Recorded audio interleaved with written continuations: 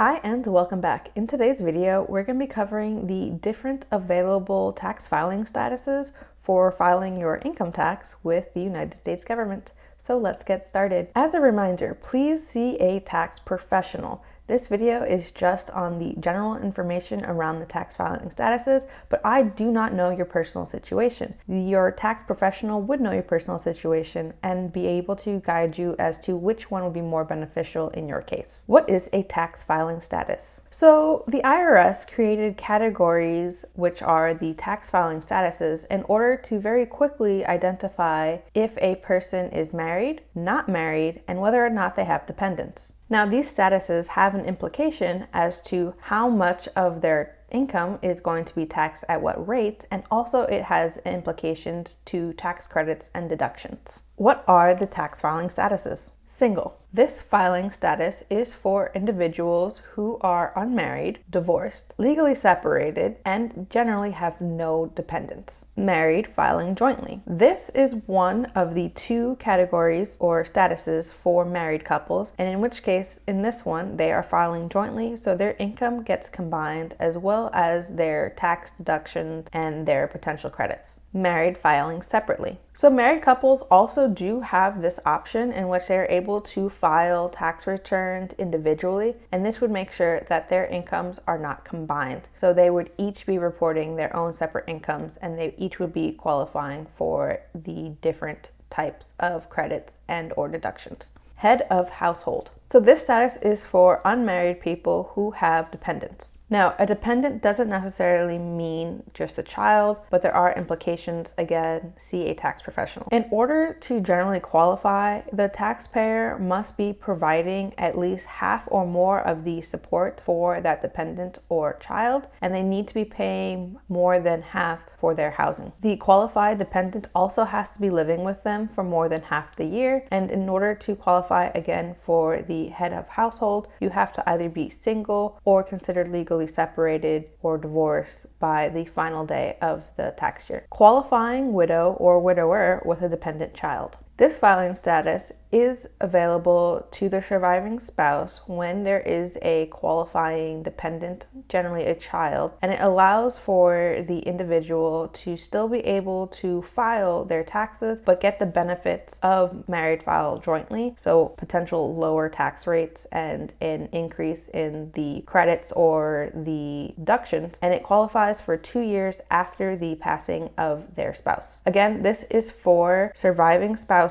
where one partner has passed away and they cannot be married during the time that they are claiming this filing status. What if you are legally separated? So legally separated spouses actually have a couple of options when it comes to how they file, but once again, I'm going to tell you, talk to a tax professional in order to figure out which one would be more beneficial for you. So the first one is married filing jointly. Legally separated spouses can still file jointly if they are still considered legally married by the last day of the tax year. However, you want to consider the potential pros and cons to filing jointly because it makes both parties liable for the tax implications. Married filing separately. Legally separated spouses can do married filing separately because at the last day of the tax year, they are still considered married. They have this option available to them. Now, this might be beneficial in certain situations. Again, it keeps both parties separated in terms of income taxes and deductions, but in cases where people are legally separated and are trying to go for a divorce, sometimes it is easier to already start while you're in the process doing things separately. Head of household. If a legally separated individual with a child or a qualifying dependent is qualified or is considered unmarried by the end of that tax year, then they may consider filing head of household. Now, for tax purposes, being considered unmarried when legally separated means that you have for the last 6 months not lived with your spouse. It also means that during those 6 months, you were paying for the housing of that dependent child or the dependent. So if you meet that criteria, then you could potentially qualify for filing as a head of household. So once again, I reiterate, contact a tax professional in order to figure out which one of these three is more beneficial in your case. Why why would one who was married file separately? So filing separately while married can still have some benefits. It kind of just depends on what is happening that tax year that you are going to be filing for. So let's go over some scenarios where it might be beneficial to file separately.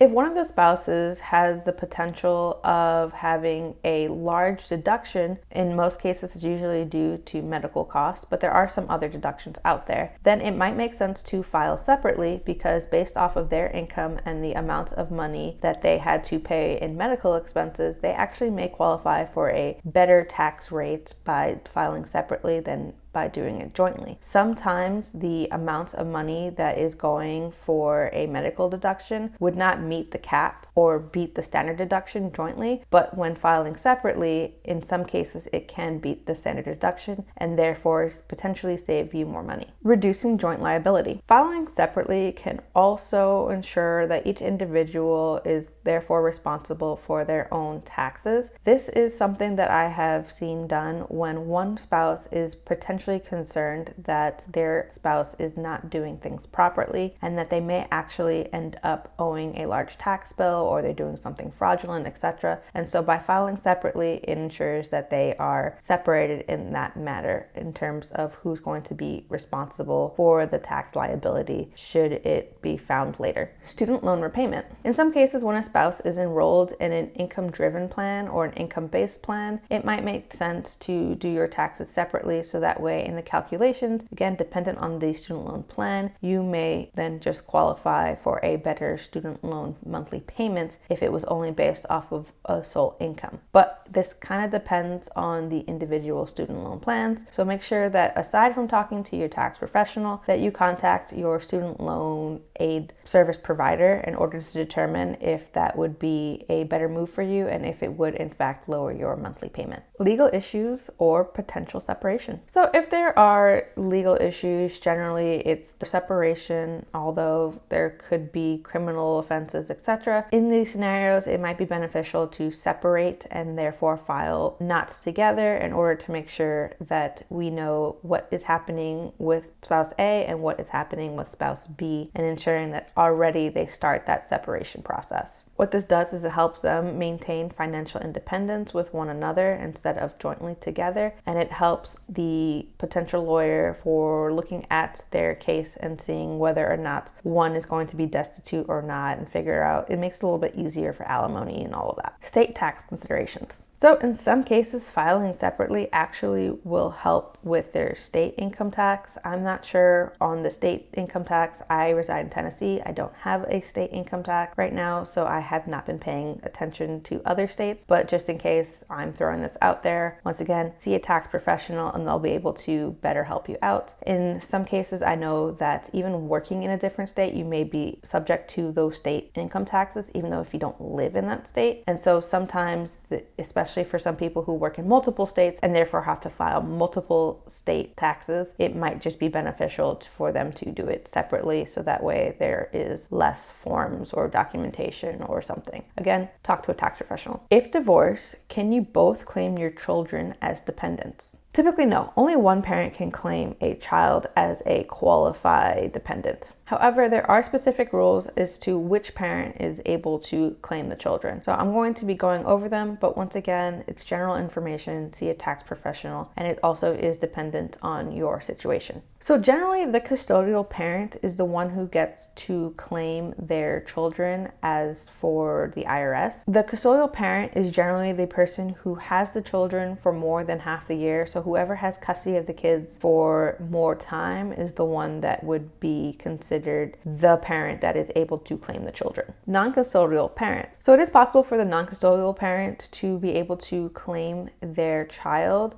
It just involves a form or documentation that you attach with your income tax to show to the IRS that you were given permission to claim the child. There is a form, it's called the 8332. On the screen, I'm going to put the name because I have a hard time pronouncing it. And that is where the custodial parent signs off and gives permission to the non-custodial parent to be able to claim a child. Divorce decrees or separation agreements. So this one's a little difficult because the divorce decree or the separation documents may not meet all of IRS's qualifications in order to be considered a document that they would accept. So you have to make sure that you are paying attention by their guidelines to make sure that it meets that. But yes, in some cases, your divorce decree or your separation agreement may determine who is considered the custodial parent or who is able to claim the child. Multiple children. So in some cases, there have been families who decide that because there are multiple children that they will split who claims who, and it could flip-flop based off a year, etc. And so once again, it does generally involve the 8332 form where the custodial parent will go, no, these two kids get to be with this spouse, but I will claim these. And again, this is done to ensure that each parent could potentially have a savings when it comes to filing their taxes, because having dependents does change what you are qualified to take in terms of deductions, in terms of tax credits, etc. What are the benefits of filing head of household versus single? So filing for head of household versus single